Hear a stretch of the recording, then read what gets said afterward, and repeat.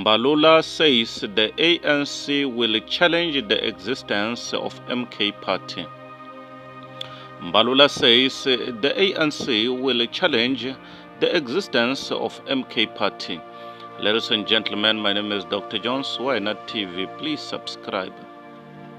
In a bold and unprecedented move, ANC Secretary General Fikile Mbalula announced the suspension of former President Jacob Zuma from the African National Congress ANC. The suspension comes as Zuma actively supports the newly formed MK Party, leading to a clash within the ANC ranks. In a press conference held at ANC headquarters, Secretary General Fikile Mbalula delivered a strong message calling on all ANC members, alliance partners, and South Africans to reject what he termed the JZ Party project. The Secretary General emphasized the importance of unity within the ANC and expressed concern over the potential fragmentation caused by Zuma's backing of the MK Party. Mbalula did not stop at announcing Zuma's suspension. He further indicated the ANC's intention to challenge the existence of the MK Party. He stated that Umkhonto weSizwe, the armed wing of the ANC during the anti-apartheid struggle, is a symbol of the ANC, and they plan to seek the registration of the MK Party in the Electoral Court. The Secretary General's address underscored the ANC's commitment to maintaining its identity and unity. Mbalula urged party members to prioritize the ANC over factional interests, emphasizing the historical significance of Umkhonto weSizwe as an integral part of the liberation movement. The suspension of Jacob Zuma is an unprecedented move within the ANC. Zuma, a key figure in South African politics, faces isolation within the party that he once led. The decision reflects the ANC's determination to assert its authority and quell internal dissent as the country approaches the upcoming elections. The emergence of the MK Party, backed by Zuma, poses a formidable challenge to the ANC's traditional dominance.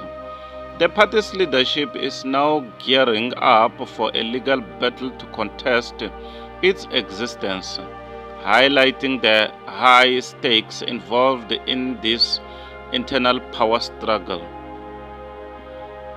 As the ANC navigates these internal challenges, the suspension of Zuma and the opposition to the MK Party signals a defining moment for the party. The outcome of these developments will likely shape the ANC's narrative in the lead-up to the elections and influence the broader political landscape in South Africa. Looking at another news, ANC Gauteng promises job opportunities for MK veterans. In a recent party event, the chairperson of the African National Congress ANC in Gauteng province announced a significant commitment to providing job opportunities for Umkhonto weSizwe MK veterans within the province. The pledge outlines plans to employ 3,000 veterans, with recruitment set to commence from March of this year.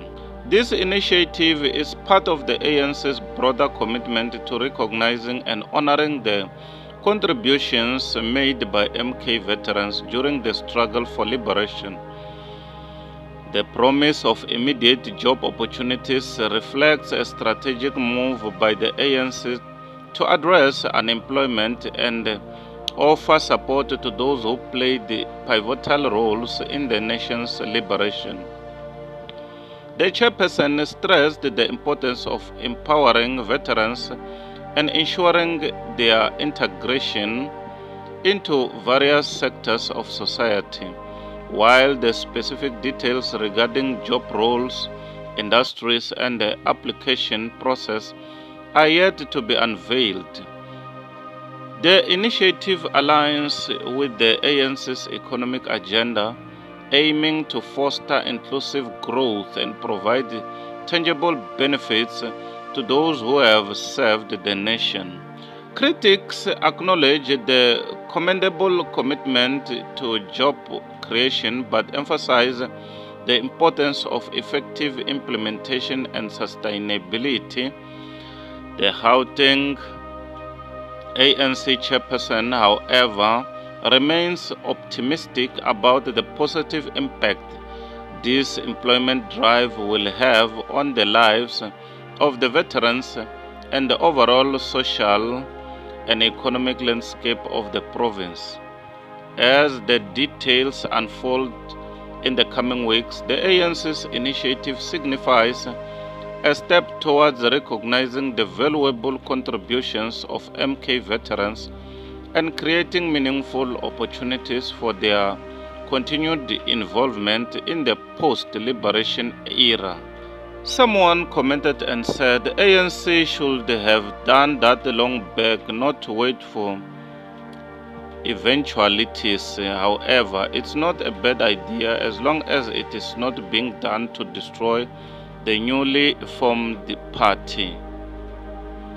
Another one commented and said, the ANC is disparate. Looking at another news, the ANC took an action that could bring problem within the country after they did this. In a surprising turn of events, the African National Congress has hinted at action that could escalate tension within the nation. The party's recent statements and maneuvers suggest a potential stirring of unrest, leading some to speculate that the ANC may be unintentionally provoking conflict. The ANC, a historically influential political force in South Africa, has been grappling with internal divisions and external pressures. Concerns over economic challenges, corruption allegations, and leadership disputes have intensified, creating a volatile atmosphere. Analysts fear that if the ANC doesn't address these issues swiftly and effectively, it could inadvertently unleash a series of conflicts reminiscent of a dogs of war scenario. Citizens and international observers are closely monitoring the situation, urging the ANC to prioritize dialogue and stability. The outcome of the party's internal struggles may not only shape the political landscape but also impact the overall socio-economic fabric of South Africa as the nation holds its breath. The ANC's next move will be critical in determining whether they can navigate these turbulent waters without provoking further unrest. Someone commented and said the ANC really want Zuma back because they know he is people's favorite and good with campaigning. Another one commented and said, with the forces involved, conflict is almost inevitable, Mr. Zuma being the number one instigator and the supposed favorite of the people, and the ANC of Mr. Ramaphosa as the ruling party. These forces have tested power and they know how sweet it is. so neither of them is willing to take off their fingers from the sweet pot of looting. This is the number one cause of conflict in most African countries. Greed from our leaders, which only result in the suffering of the masses. Only prayer can save us from such scavengers. God help us all. Another one commented and said, the ANC by its action have been steering this country to conflict unaware. There is so much dissatisfaction and criticism of the ANC amongst the people of South Africa, which the ANC keeps on denying, not knowing in which world they are living. Should we experience conflict and unrest in South Africa, they blame should be put squarely on the ANC for failing this country. No fake commission of inquiry should be established in this regard to further loot the fiscus of the country. Another one commented and said that the soft approach of ANC will take us nowhere. Let the spade be a spade. Zuma, talk straight. Another one commented and said, what's that to bring tension in the country? Firing Zuma. Zuma is not God of South Africa. We have 9 indigenous tribes in this country.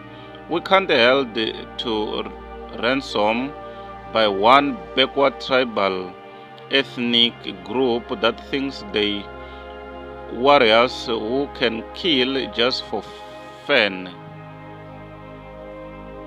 Ladies and gentlemen, my name is Dr. John Swiner TV. Bye for now till we meet again next time. Subscribe.